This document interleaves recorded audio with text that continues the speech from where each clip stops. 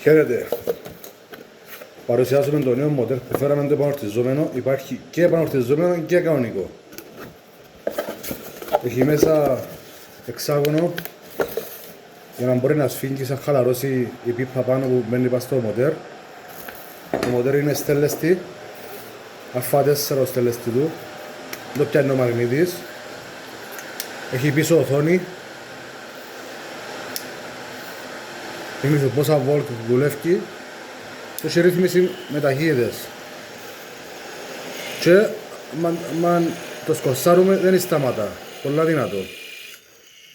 Το εργοστάσιο λέει ότι σώνει 15 κιλά.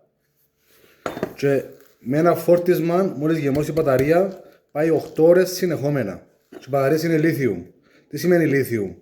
Αν δεν το φορτίζουμε, έχαλε μπαταρία. Δεν όπως στις παγιές. Μέσα υπάρχει πολούθια που φορτίζει πάση στην μπαταρία του αυτοκίνητου. Σε συνεξοχή και έλειψε, βάλεις το πάση στην μπαταρία του αυτοκίνητου, βάλεις το εδώ και γεμώνει. Και γεμώνει πολλά γλυκόρα γιατί παρέα είναι λίθιου. Υπάρχει μέσα ρεύμα και γεμώνει στο σπίτι, αλλά είπαμε, με ένα φόρτισμα πάει 8 ώρες.